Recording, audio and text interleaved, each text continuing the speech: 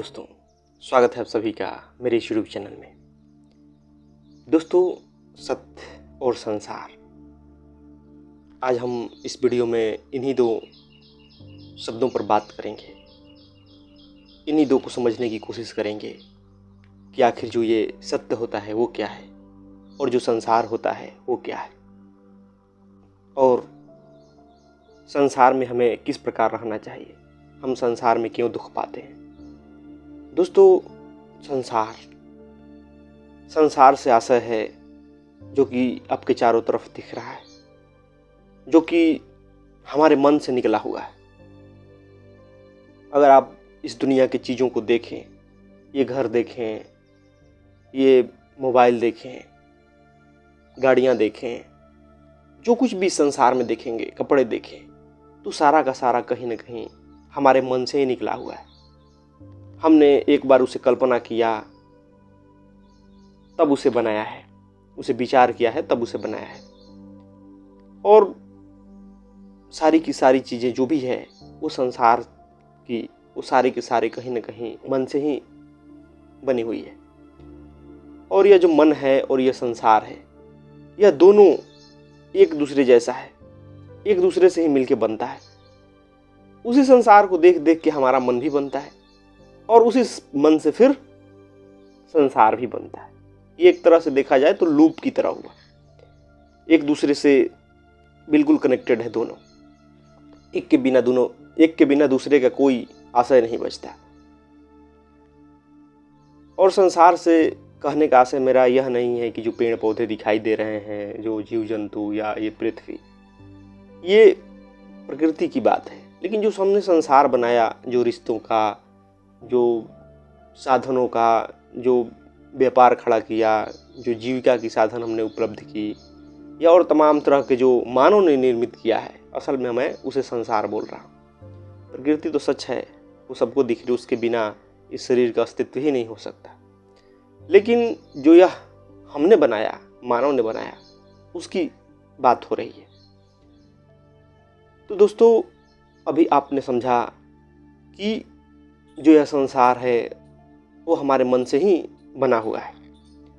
अब हम समझते हैं कि सत्य क्या होता है। दोस्तों, सत्य यह वही सत्य है जिसे बुद्ध पुरुषों ने समझा, जिसका बोध हुआ गौतम बुद्ध को, और भी जो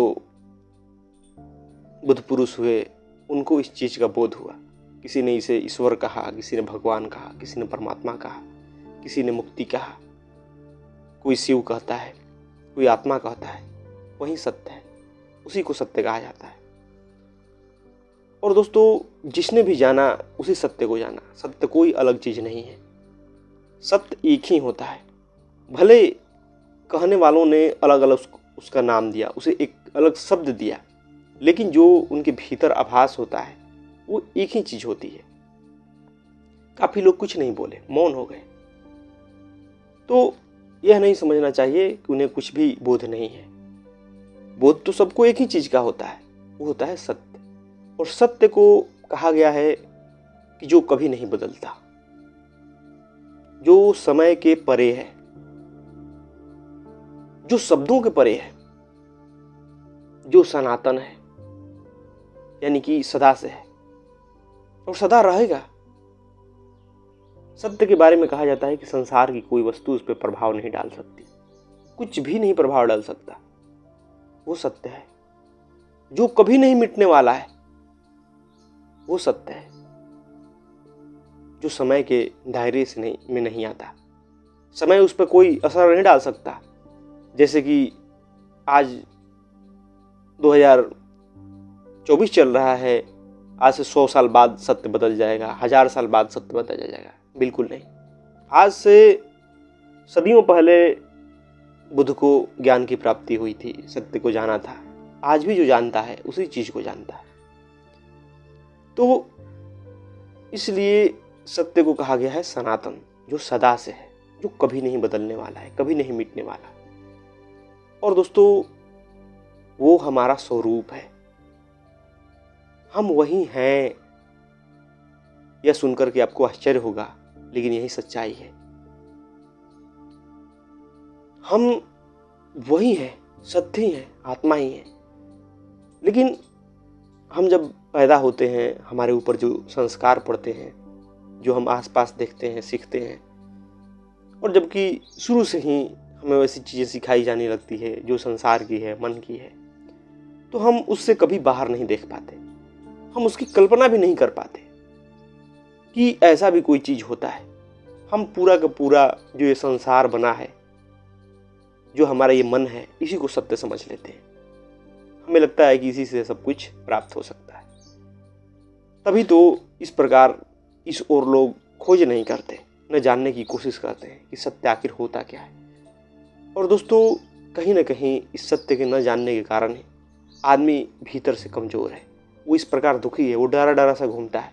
उसके जीवन में न प्रेम है, न आनंद है, न मस्ती है। तो ये तो रहेगा ही। अब बताइए कि जो सत्य सर्वशक्तिमान कहा जाता है, जो कभी नहीं बदलने वाला हो, जो सदा रहने वाला हो, जो समय के परे हो, जो शब्दों में नहीं आ सकता, वो अगर हमारा स्वरूप है, अगर हम उस बात को समझ गए, तो बताइए कोई आपको डरा पाएगा? ये संसार की छोटी छोटी बातें, छोटी छोटी घटनाएं, नौकरी छूटने का डर, किसी से अपमानित होने का डर, कोई मुझे क्या कहेगा उसका डर, या मौत का डर, क्या ये कोई डर आपको डरा पाएगा? सोच करके देखिए, कुछ भी नहीं डरा पाएगा। न ये आप डरेंगे कि समय बीत रहा है तो फिर क्या होगा, अरे इतना तो समय बीत गया। बिल्कुल नहीं। आप चाहे 10 साल से 60 साल हो जाए, वो भीतर उसी प्रकार अटल रहता है, क्योंकि वो सदा एक जैसे रहने वाला है और वो हमेशा हमारी वर्तमान क्षण है। आप कभी ध्यान से सोचना, आप कभी भी वर्तमान में नहीं होते। जब भी होते हैं आप भविष्य में होते हैं या अतीत में होते हैं, क्योंकि आप विचारों के अनुसार जीते हैं। आपके भीतर कोई विचार है, कोई मेमोरी है, उस अनुसार आप जीते हैं। और विचार अतीत से आते हैं और फिर भविष्य में प्रक्षेपित होते हैं। तो आप हमेशा विचारों को पकड़ के चलते हैं, और जब आप विचारों को पकड़ के चलते हैं तब आप कभी वर्तमान में नहीं होते, और वर्तमान क्षण ही सत्य होता है। वो हमेशा नवीन होता है, हमेशा नया, समझ जाइए। लेकिन दुख की बात यही है कि हम कभी वर्तमान में होते ही नहीं कि उस पल को हम जान सके।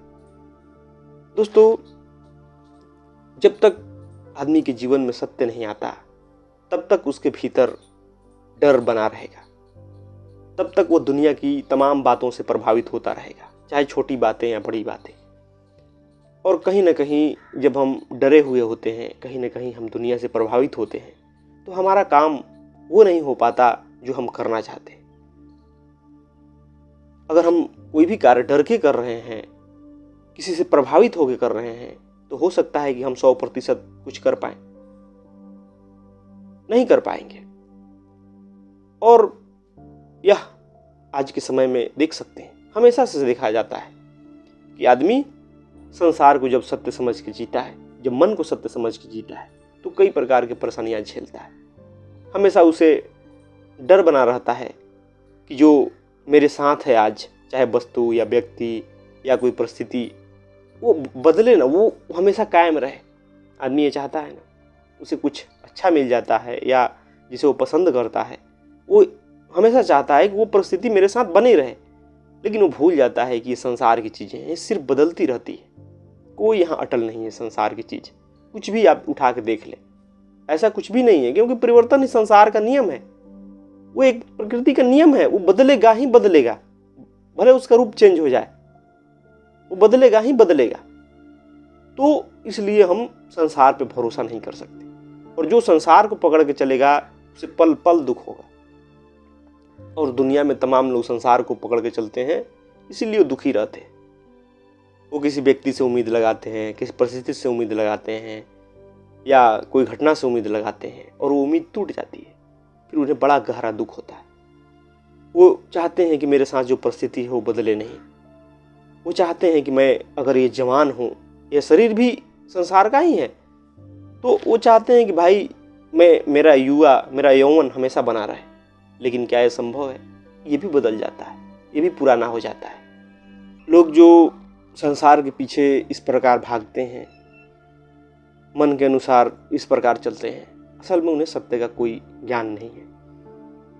ये जो मन है वो संसार से बनता है और फिर मन अपने आप को मजबूत बनाने के लिए और संसार की चीज़ें इकट्ठा करना चाहता है, छोटा रहता है और चाहता है कि भर लो, क्योंकि उसी से वो बना है।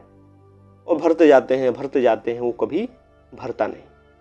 मन कभी किसी का भरा है, किसी का नहीं भरता। भरेगा तो सिर्फ और सिर्फ उस सत्य से जो कि अनंत है।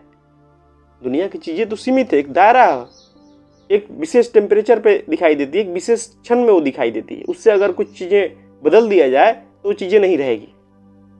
ये है दुनिया की चीजों का हाल। एक समय तक है, कल वो नहीं रहेगी। और वही सब चीजें मन ने भर रखी है। तो क्या वो मन कभी भर सकता है? उसकी मांग है उस अनंत की, उस विशालतम की, उस सत्य की। लेकिन लोग क्या करते हैं, उसे संसार की चीजों से भरते हैं।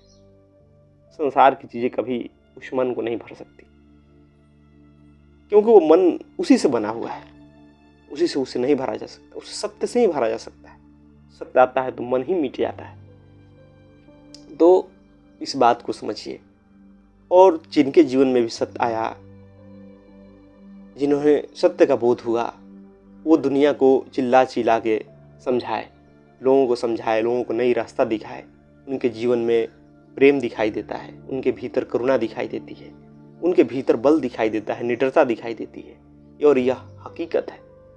आप अनजान हैं, इसलिए आपको ये बातें काल्पनिक लगेगी, लेकिन जो उसी में जीता है, जिसका जीवन ही वही हो चुका, उसकी आनंद का मत पूछिए। उसके भीतर जो महसूस होता है उसका आप अंदाजा नहीं लगा सकते। वो बिल्कुल एक दूसरे आयाम में जीता है। उसे दुनिया की वस्तु प्रभावित नहीं कर पाती जिस प्रकार आपको करेगी। वो दुनिया से डरेगा नहीं, वो दुनिया के पीछे नहीं चलेगा, बल्कि जो सत्य है उस पथ पे चलेगा, जो सही है उस पे चलेगा। और दोस्तों, संसार में अगर माली की तरह जीना है तो आपको सत्य का बोध होना जरूरी है, आपको सत्य को जानना जरूरी है। जब तक आपको सत्य की समझ नहीं होती तब तक आप संसार के गुलाम होकर रहेंगे। आप दुनिया के पीछे पीछे भागेंगे, दुनिया आपसे कुछ भी करवा लेगी, वो आपको पल पल प्रभावित कर देगी, कुछ भी कह के, कुछ भी करके, और आप प्रभावित हो जाएंगे। आपकी मालकियत खो जाती है। आपका जो बटन है वो किसी और के हाथ में रहता है, जैसे चाहता है वो आपको नचा लेता है। और आप देखेंगे दुनिया में कि सभी लोग नाच रहे हैं सिर्फ दूसरों के अनुसार, समाज के अनुसार। उनके भीतर कोई व्यक्तिगत बात नहीं होती, कोई निजता नहीं होती। सारा का सारा जो चीजें हैं वो संसार का होता है, और इसलिए वो बेचैन रहते हैं। तो दुनिया में, इस संसार में आनंदित रहने का राज सिर्फ सत्य है कि हम अपने जीवन में पहले एक बार उस सत्य को स्थान दें, फिर उसके अनुसार जीवन का संचालित होगा। अभी हमारे जीवन का संचालन मैं के अनुसार हो रहा है, अहम के अनुसार हो रहा है, मन के अनुसार हो रहा है।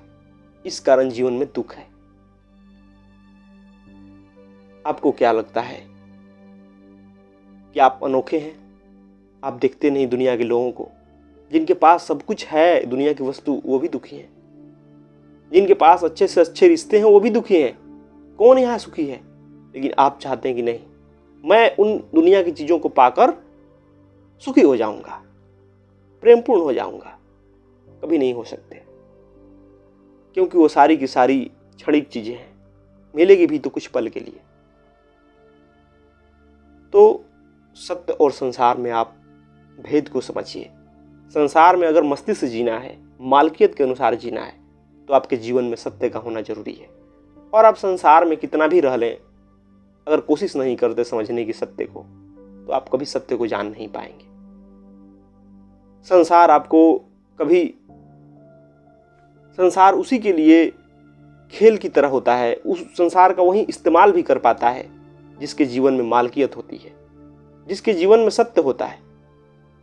बाकी लोग तो सिर्फ संसार की गुलामी करते हैं, संसार से डरे रहते हैं, संसार से दुखी रहते हैं। तो आप चुनाव कीजिए, आपको क्या चाहिए, सत्य चाहिए या संसार चाहिए। सिर्फ संसार के पीछे भागेंगे तो आप संसार को भी खो देंगे, लेकिन अगर आप सत्य के पीछे जाते हैं तो आपको संसार भी मिल जाएगा। तो इसलिए चुनाव आपको करना है। धन्यवाद दोस्तों।